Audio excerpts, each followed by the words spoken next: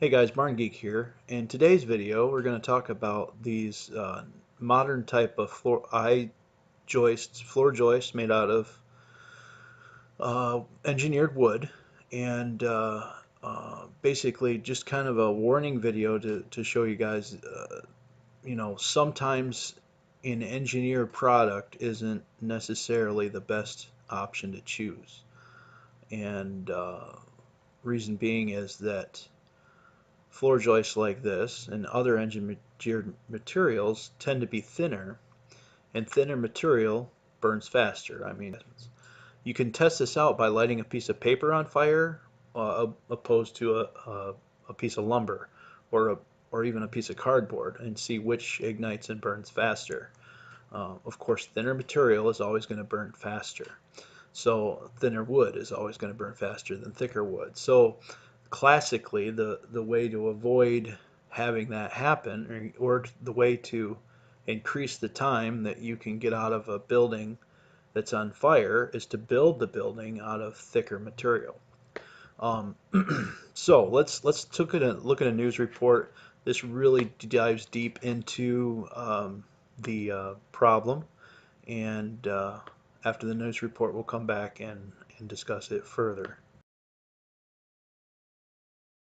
In a fire, something inside your home could pose a deadly risk for firefighters and maybe for you. Tonight, 12 News uncovers the danger that may be hidden beneath your feet.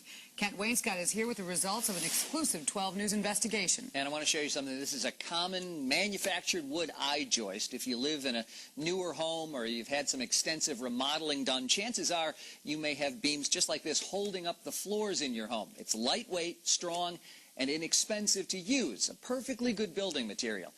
But it has one very serious flaw.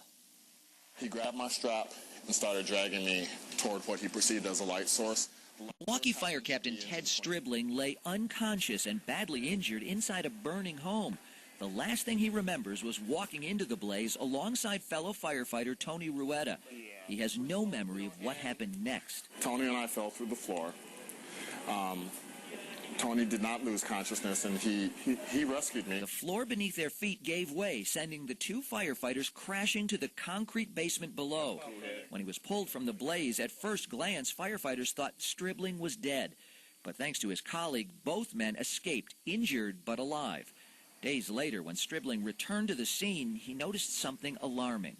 And what I could see from the underside was these wafer-thin I-beams made of composites of wood and glue. The older home had been remodeled with newer manufactured wood I-joists, like this one, supporting the floor. Manufactured trusses, all along here, and they're all gone. The bottom plate's gone and the middle plate's gone. Following the blaze, 12 News went inside that home with a Milwaukee firefighter and saw up close why those floor beams failed when the firefighter stepped on them. One of these on top and one of those on the bottom. And they just burn up and separate. They're perfectly good construction materials. They can make them just a fine home. The problem with them is they burn really quickly. So quickly, in fact, that they've proven deadly for many firefighters. It happened in this Green Bay home in 2006. A veteran firefighter was killed when the floor collapsed below him, trapping him inside the blaze. And this is how a Department of Homeland Security report describes what happened last year when a Tennessee firefighter crashed through a hole in the floor of a burning home. A firefighter who had been behind firefighter Sean Doty reached down into the hole but was unable to reach his hand. Firefighters made contact with him but were unable to retrieve him. Firefighter Doty's remains were recovered after the fire was controlled. The floor that failed was constructed with engineered lumber. There's very little warning time. Floors don't tend to sag before they fail, and so firefighters are being caught very much off guard with this type of failure. Dr. Tom Schley is a fire instructor at Waukesha County Technical College, and he and his staff helped us demonstrate the danger these manufactured beams can pose to anyone in a fire. We lit a flame below both a manufactured I-joist and a traditional solid wood board, put a weight on top, and watch. All right, we're just 20 seconds into this. You can already see some charring begin here, much more so on the manufactured wood. The difference was noticeable from the start. Within 5 minutes, a hole began to form in the center of the I-beam. All right, we're 13 minutes into this blaze right now. The two cords, the end pieces of this I-beam, are still intact, barely. But the area in the middle, known as the web, you can see has long since burned away. At this point, just the bottom piece of the beam is all that's supporting the weight above it. And then moments later, it's gone.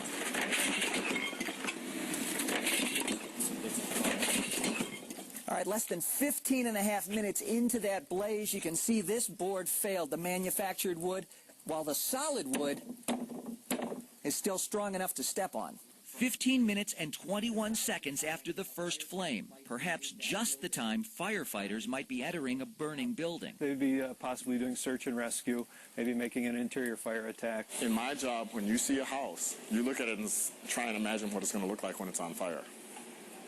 And these houses will burn really fast.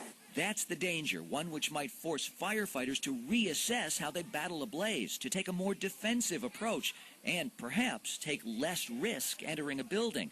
And that could pose a danger to anyone. It's not just firefighters that are at risk here, it's homeowners too. It's the general public that has to be concerned, because that means the building might burn a little bit longer because it's going to take me that much longer to get up that staircase. So, what's being done? Well, we checked with the Metropolitan Builders Association of Milwaukee, who is aware of the concerns that these beams can pose in a fire. They tell us that the building industry takes fire protection very seriously and that the products that they use meet all building codes. They also say that the industry is currently investing in research, working to develop new fire-resistant building products, and is working to educate firefighting agencies on how best to fight fires involving the most common building materials used today. Firefighters, meanwhile, tell us this is a hazard that they simply have to be aware of and prepare for, so that when they respond to a fire, if they think that the building materials being used are the kind that are going to fail more quickly, they are just going to have to take that into account when they decide when and how to enter a burning home.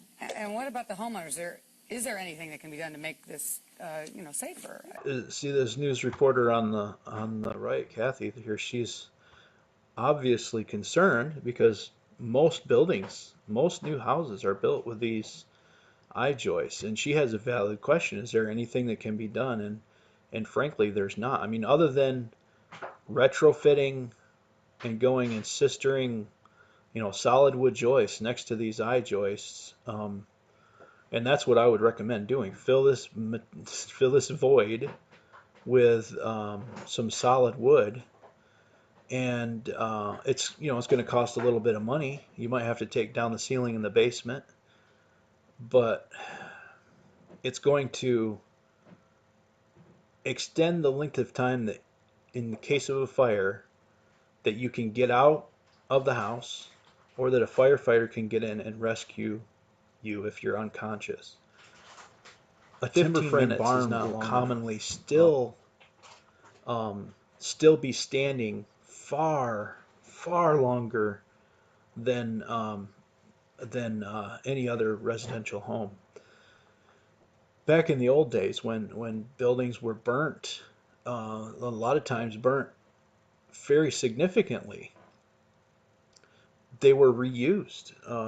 The church that I attend right now has been through one fire. It's a traditional timber frame church.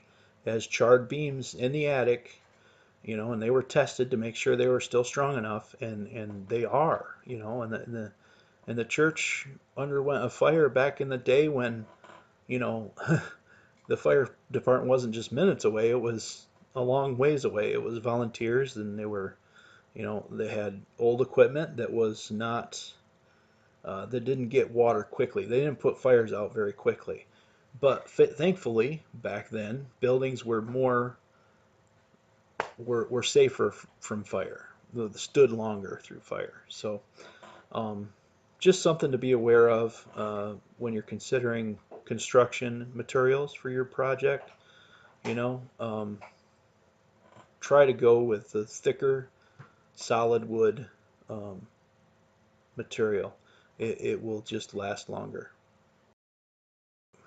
Hey, Hey guys, I wanted to give credit to the YouTuber that put this video, well, WISN 12 News, that did this report, and wanted to give that. If you guys want to see that video, here's the link right here.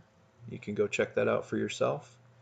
And hey guys, I hope you liked this video. If you did, click the thumbs up, and we'll catch you on the next video. Have a great day.